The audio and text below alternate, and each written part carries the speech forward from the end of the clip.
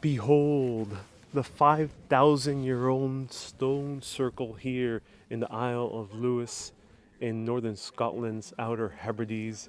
And this is the stone that inspired the entire series of novels and television series of Outlander. And this is what she touches in order to travel back into Highlander times during the Jacobite Revolution. So this is a very interesting part of Scotland because these are amongst the oldest stones that are in the entire European continent. 5,000 years old, they are said to have been built around 2900 BC.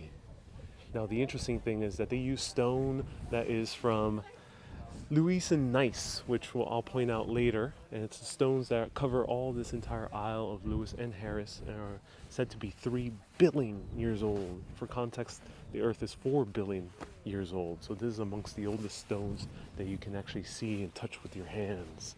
And somehow they carved these stones that are upwards of 5 tons heavy and erected them right over here.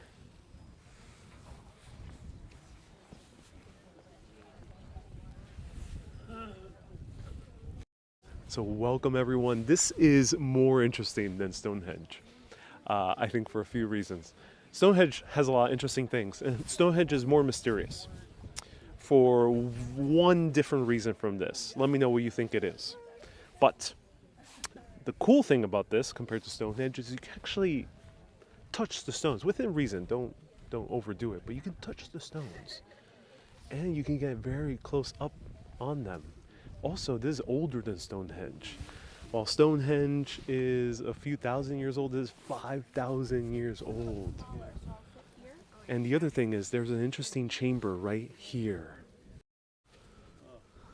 So this chamber was built many hundreds or maybe 1,000 years afterwards, and no one knows the true purpose of this, though they have found bones here that were burned.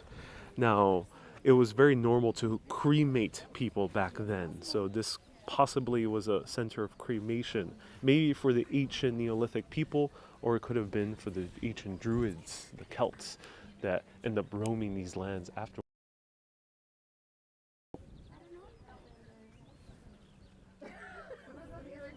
So welcome everyone, nice to see you here. We are here at the Standing Stones.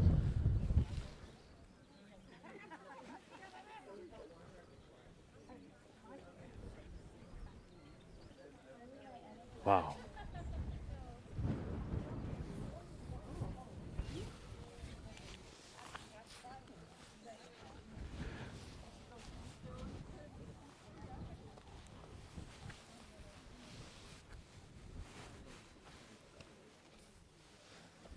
So hello Lori, hello Kay, hello Ryan, hello Mohammed, hello Rachel, everyone, let me know where you're watching from. Hello Millie says, I've been wanting to visit this place all the way from Athens. I'm so glad you're tuning in from Athens. So 3 billion year old rock over here. Look at all the people touching them, says Gary. Yeah, it's kind of iffy what the rules are, but touch them within reason. Right here, all right. You guys ready to go back in time? Let me know.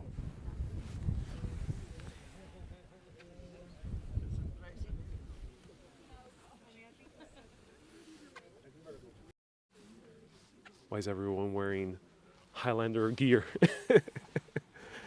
Now, the interesting thing is that this one has an interesting shape to it. The shape isn't just a circle and outer ring of circles, but the shape is a cross, which is odd, almost like if it were a Celtic cross. That's probably more coincidental, but does have links to ancient Christian legends. One of them being that these stones were thought to be of the false men. That was their name. In Gaelic, it was Far Braga. Pardon my Gaelic. But who were these false men? Well, apparently, according to ancient lore, there were giants that roamed these lands. And these giants were told to build a church in honor of St. Kieran, who is apparently the first saint that was born in nearby Ireland, even before St. Patrick. St. Patrick wasn't born in Ireland, but before the time of St. Patrick's time in Ireland, was St. Kieran. However, these giants refused. Why? I'm not entirely sure. But apparently, they were turned into stone because of their refusal to convert into Christianity and also to build a church in honor of that saint. But then there's another legend. During the midsummer, apparently a man or a person or a being is called the Shining. The Shining Man walks all along here, all along this passageway, which is called the Avenue. Kay says he's the patron saint of Kilkenny. Yes. That's so cool. This is indeed the Callanish stone. Baby says, Assalamu alaikum. Assalamu alaikum, baby. Thank you so much for tuning in.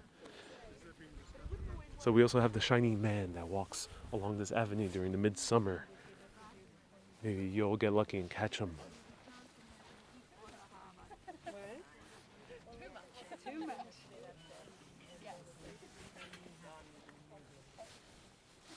Justine says so much cool history. Oh yes. And then there's another legend. This legend goes back many hundreds of years ago. So these stones were buried by peat for many hundreds of years. But I assume some of them did stick out because there was peat farming all around these lands. We're right now in the Isle of Harris in the Outer Hebrides of northern Scotland. So it's the island chain on the Western Isles. So they were going through famine, starvation, and women of the nearby town were heading off to the nearby sea in order to drown themselves because they couldn't handle the hunger anymore. And as they were walking past these stones off to the sea to say goodbye to this earthly realm, they see a cow, pristine white, albino cow, being summoned right over here in the stones. And apparently they got a message from the cow. I'm not sure how they did that. But the cow said, bring in all your milk pails. And they did. They brought all those milk pails. And it fed the entire town enough to sustain themselves as the famine went away. So there's a few legends associated with this. Now this is not one. There's not only one stone. There are many stone circles around here. There's at least two others that are only a few meters away. I'm not sure if we can catch them. Let me show you more of the views. But I read that there was up to 19 stone circles in the Isle of Lewis alone. Glad you make it in Callanish, says Neil. Yes. And yes, I'm in the Isle of Lewis. Ooh, I might have said Harris by mistake, but yeah, I'm in the Isle of Lewis. I might have said Harris by mistake because I just came from a Harris tweed shop and I was going to wear my new Harris tweed jacket. Ironically, Harris tweed is mostly made on the Isle of Lewis. After you start saying them a lot, they start sounding the same. But unfortunately, it started raining and pouring right before I started this live. Leslie says, the legend teaches hope, which is what we all need right now. Yeah.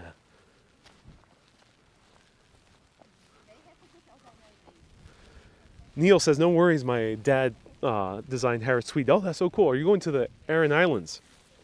No, I haven't been to the Aran Islands. That would be so cool to visit in Ireland. Ireland has the oldest stone structure in the world, which is Newgrange. So Newgrange is even older than this.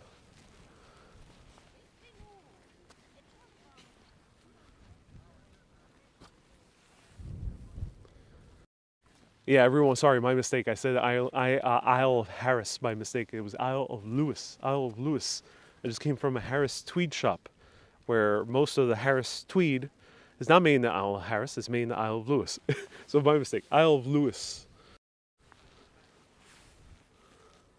I'll pop up where we're at right now.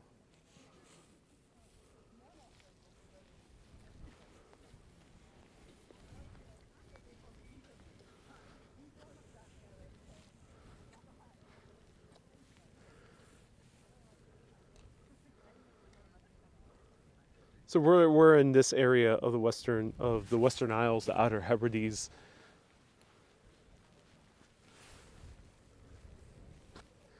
Is this called the Stonehenge of Scotland? Says Adam. No one really calls it the Stonehenge of Scotland, but certainly is the Stonehenge of Scotland. It's older than Stonehenge. How far underground are the stones buried, Susan? You know, that's a good question. I don't know. For many thousands of years, these stones were actually covered by peat.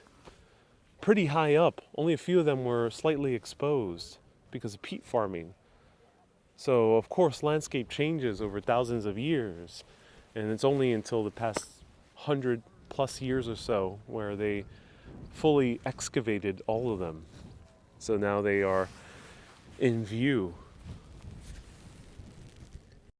Now, there's evidence apparently of this being a timber circle before, similar to Stonehenge, which they used wood before they used stone. And this stone is very heavy, as I mentioned, more than 5 tons for the stone. Let's walk through them. I don't have too much time. I think most of my tour mates are already heading out.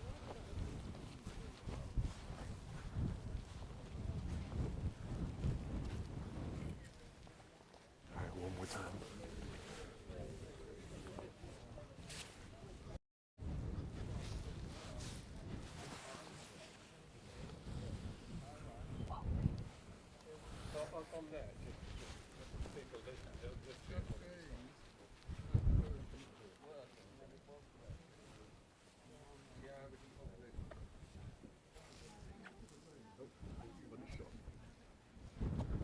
Hi.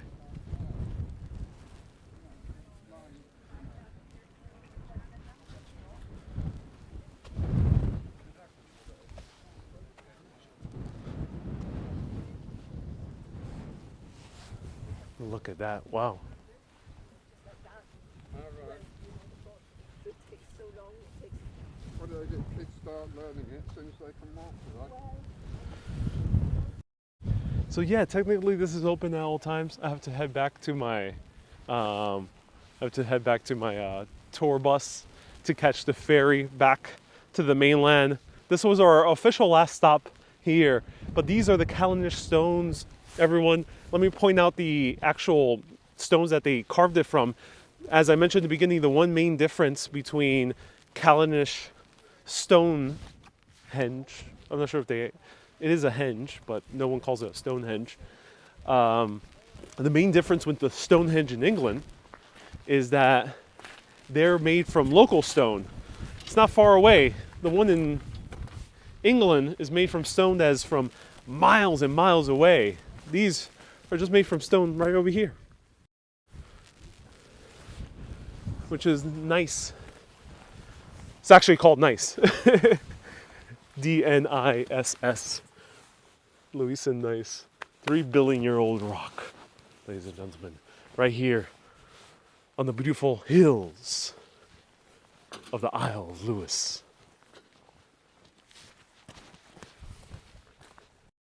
Everyone, thank you so much for tuning in. That was the gorgeous Callanish stone. I highly recommend visiting it. It is definitely worth it. And I'm blown away. I would say it's cooler than Stonehenge because you can actually walk through them, which adds a different effect to it. So everyone, thank you so much for watching, for tuning in. And I'll be going back to the regular schedule on June 30th. In a different place that I haven't covered before. This is my end of the Outer Hebridean adventures. Thank you so much for tuning in. Keep being awesome and always keep on exploring. Have a great day, everyone. Bye-bye.